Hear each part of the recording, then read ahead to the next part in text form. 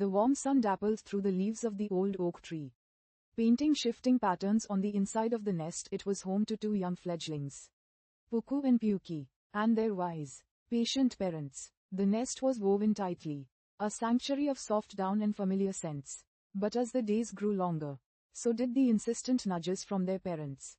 Soon, my dears, Mama Bird would chirp, peering over the edge. It's time to learn to fly.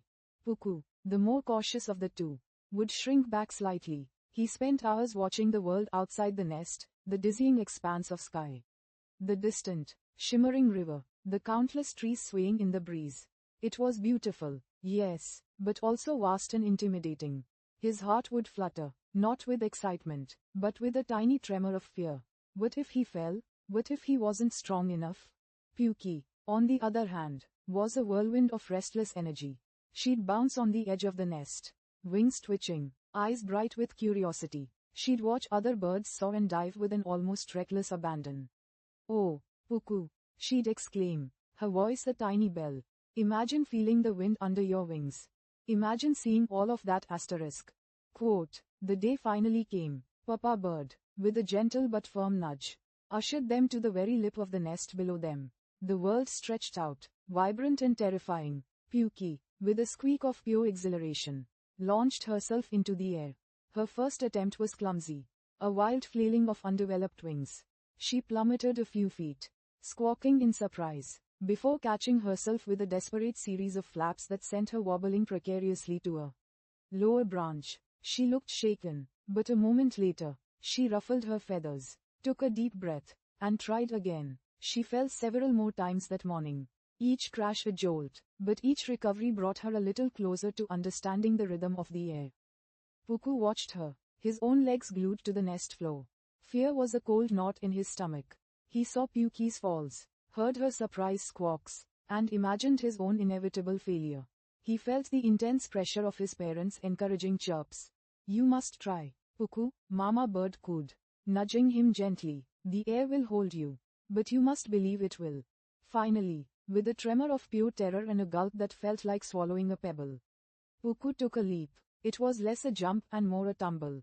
He fell, fast and ungainly, through the open air. Panic seized him. His wings thrashed uselessly, and he crashed into the soft leaves of a bush below. Sprawling awkwardly, embarrassed and slightly bruised, he felt a wave of despair.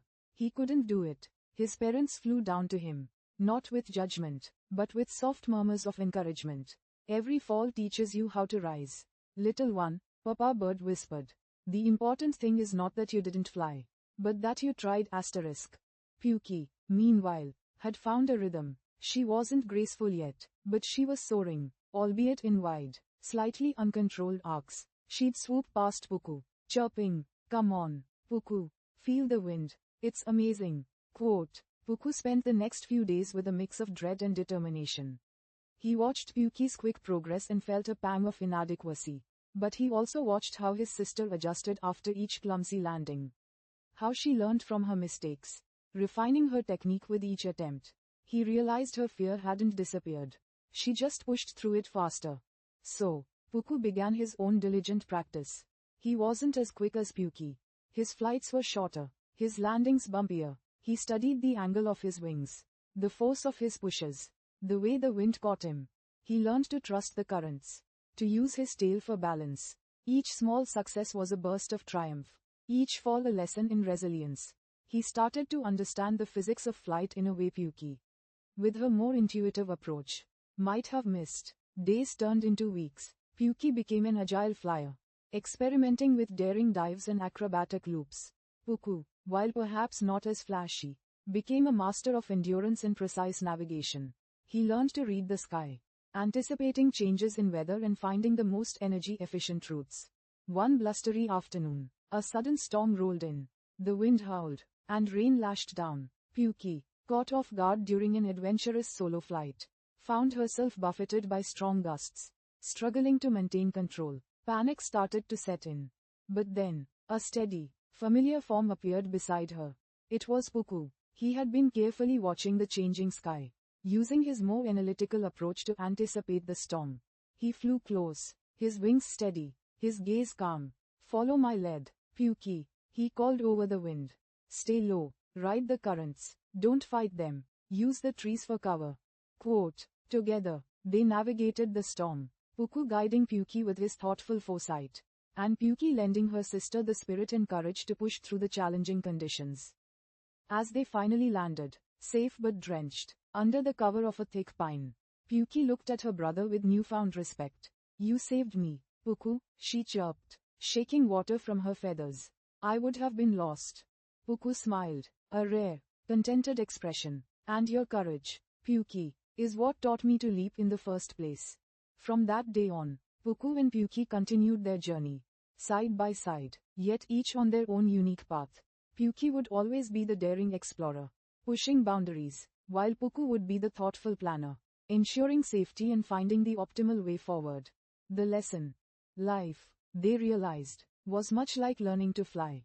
The comfortable nest represented the safety of routine.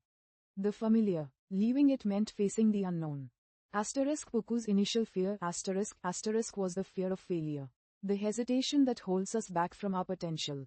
Puki's quick leaps were the bold steps, the willingness to try even when unsure. Their falls and struggles were the mistakes, the setbacks, the moments of doubt that are inevitable in any learning process. Their parents' encouragement was the support system, the belief others have in us, and the internal voice that tells us to keep going. Puku's methodical practice taught him that patience, analysis, and perseverance built true skill. Puki's adventurous spirit taught her that taking risks and embracing spontaneity can lead to incredible discoveries. Their combined strength in the storm showed them that true resilience comes not just from individual talent, but from recognizing and appreciating different strengths and supporting each other. Puku and Puki learned that life isn't about flying perfectly from the start, or even flying the same way as everyone else.